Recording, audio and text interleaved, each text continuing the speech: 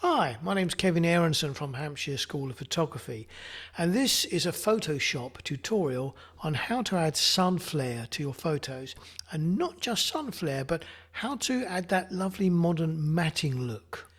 Here's a picture I took a few weeks ago on a lovely sunny day with one of my long existing clients. This is a sun, and this wasn't a shot exactly as I took it. This was the shot as I took it, and to me it just needed something else. So with a bit of playing around with Photoshop, we've added some sun flare, nice kind of mistiness, and the image has been slightly matted. And if you're not sure what matting is, we'll look at that as we get to it. So I'm going to turn off what we've done to it already. I'm using the layers panel here, which some of you may not have actually used before. The layers panel is fantastic because you can have dozens and dozens of layers if necessary for working on one image, to each layer working on a different part of the image. So maybe one on the background, one on their face, one on their skin, one on their eyes, one on their teeth, and so on and so forth. And you can go back and change as you want to. So the layers panel is absolutely essential. If you can't see the layers panel, if you bring down the window drop down menu, you'll see it under layers there, or you can hit F7. So we'll do that again, F7 or layers, and boom, there it goes again. And what you're presented with when you first load up is a single layer called background. It's got a padlock next to it, so you're not supposed to change it.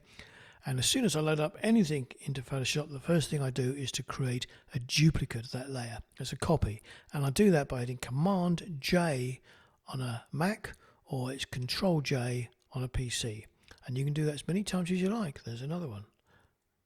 I'm just going to undo that by pressing Command Z or Control Z on a PC.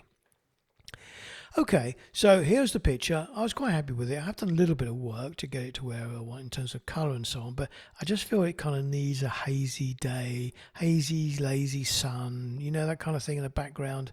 I was after something like this, and I'm going to show you how we do that. So the first thing to do is create the sun, and we're going to do that on its own completely separate transparent layer. So we're going to click on this little plus sign down here, and if we have a layer, if I hide these two layers beneath it, you can see we've got this patchwork, this kind of checkerboard look, and that tells us it's transparent. So we're going to paint on there, and we're going to need a brush, and we're going to need a white brush. Now, how big is this brush at the moment? Let me have a look. Got a feeling it's quite big as it is. I'm controlling the size of the brush with my square bracket keys. Left makes it smaller, and right makes it bigger. Okay, so let's make it a bit bigger like that.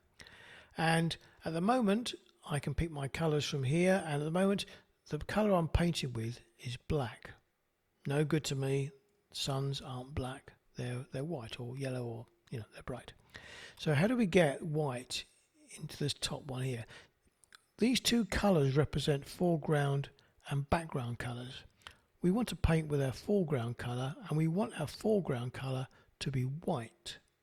So we've got this little like a rectangle thing going on here, not rectangle, right angle with arrows on either end, which tells me that if I click on it, it toggles those two backwards and forwards. So I can toggle between black and white at will, and I can do that also by hitting X on the keyboard. If I hit X, watch those two colours now.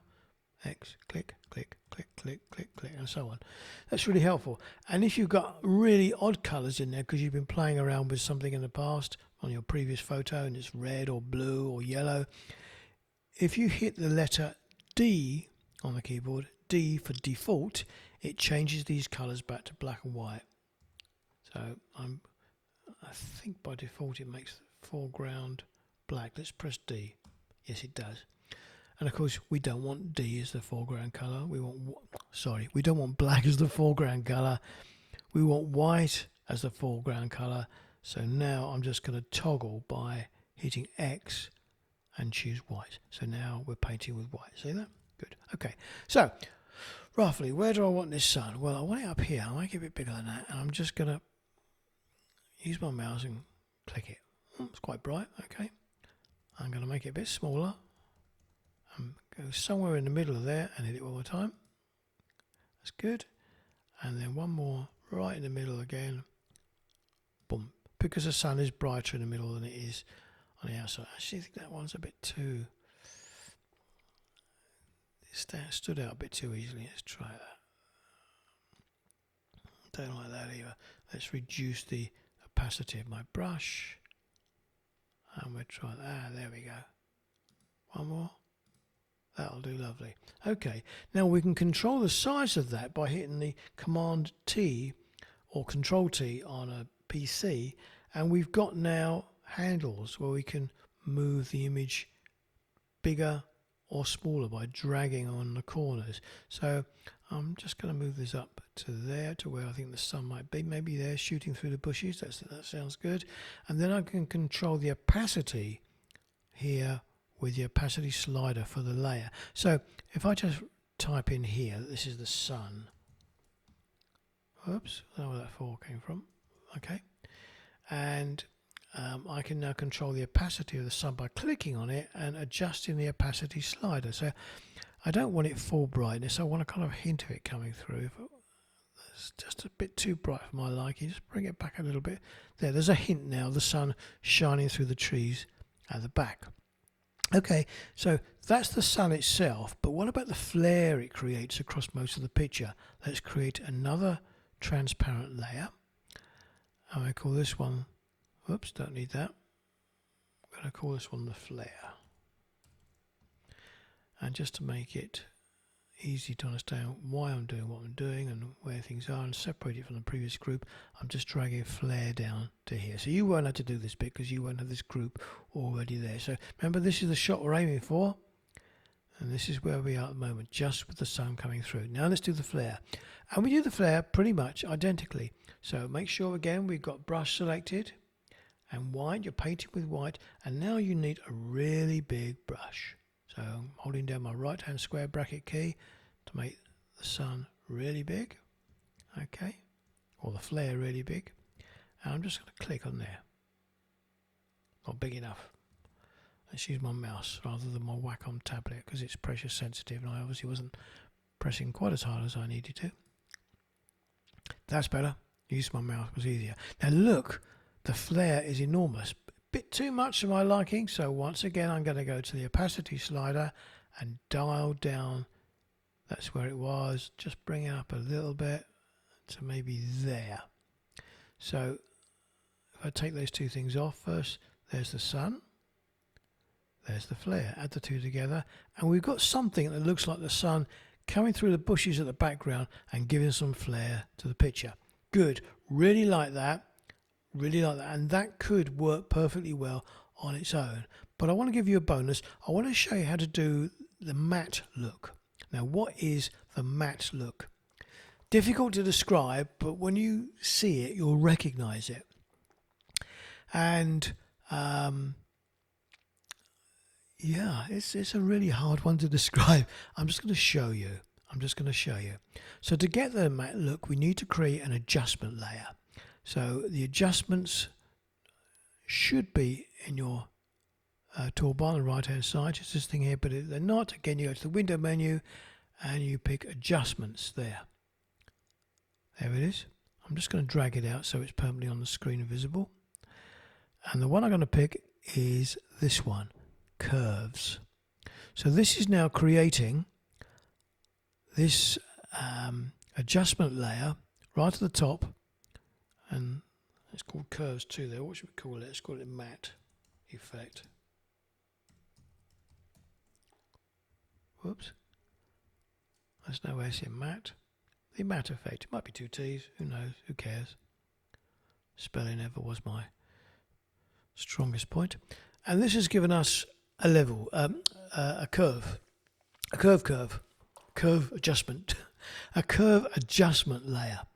Now, because it's an adjustment layer, it means that I can go back anytime I like and change the settings.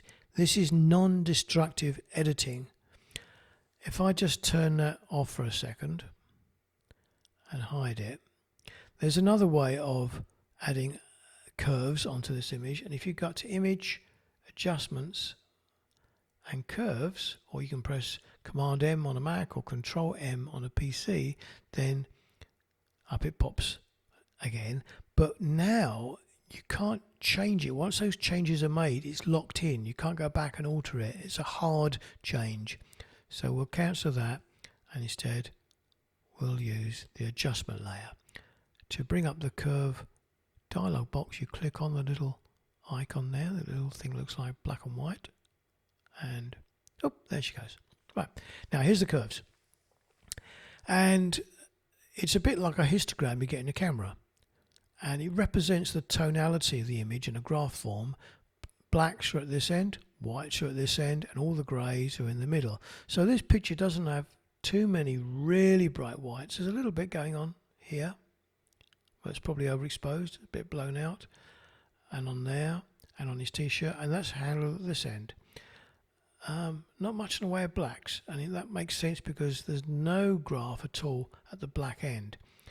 If I grab the graph and move it towards the bottom of, so if I grab the transition line and move it right towards the bottom of the graph, now actually there are some real blacks, and if I keep going it gets blacker and blacker and blacker. If I grabbed this one, it gets whiter and whiter and whiter. So the left hand one controls your black point, the left hand one controls your black point, and the right hand one controls your white point. If you were to grab your black point and move it up the screen, it actually whitens your blacks. Isn't that weird? And now you may begin to see, oh, that's what matting is. That is in fact what matting is, but not quite. It's almost. And you can do the same with the whites and darken the whites down. But we're going to be working with this end, the black end. So we're not going to grab the bottom of the transition curve and drag it up like that, although that would work to an extent. We're going to take more control. If you click roughly halfway in the middle, there we go, there's the middle, you get a little point which stays there, and you can grab that point and you can brighten the picture up by dragging it one way, darken it down by dragging it another. I'm just going to reset that back to the default. So I'm going to click it there, and now with that clicked I'm going to drag the black point up to make the blacks and the dark end of the spectrum brighter. The bright ends, the bright part of the picture won't change at all because we're only affecting basically from that midpoint grey through to black. So that's midpoint grey there, this is black. As I do this, you see what's happening? Watch. If you go too far it goes really nuts, goes really crazy. Yeah, so we're looking to be subtle. So I'm just going to take it to maybe about there. And now that really does look like the light across his face is kind of almost affected by the sunlight behind him, and that's been created by the matted look. Now, if I reset that back to default, come on, and I choose a lower point on this transition curve and now do it, because I've clicked a point which is closer to the blacks, it's only those tones that close to the blacks which will change. So when it was in the middle, half of the picture got brighter. Now it's moved down closer to the black ends. Only the black ends will get brighter, and the mid-tones will remain untouched. So see really now it's just the darks. Just to prove the point, if I slide this right the way down to there and now move it, come on, you see all the midtones are unaffected. It's how black that's going. And if I move this right up to here and did it, then all the blacks, and most of the midtones go. So the whole thing starts changing, and not so good. Let's try and find. Still too much in my opinion. That's not bad, but for me, I'm just going to reset it one more time, and I'm going to pick about there, I think, and we drag that up. Oh, see, I like that. Bit more? No, it's too much. Just back up a little bit.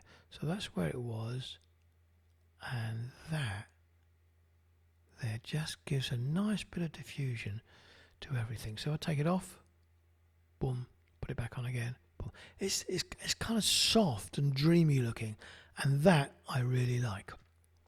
So let's look at the individual elements. We added the sun, we added some flare across the back of the picture from the sun, and then we added the matted look to give the final effect, to give a convincing, I've shot my camera into the sun, I've got lens flare, it looks so cool. If you've got any questions about this, then drop me an email at support@gohsp.com. That's support@gohsp.com. That's HSP as in Hampshire School of Photography. And I'll be happy to answer any question that comes through if I know the answer. Or you can post your comments down below. Thanks very much for watching. Cheers.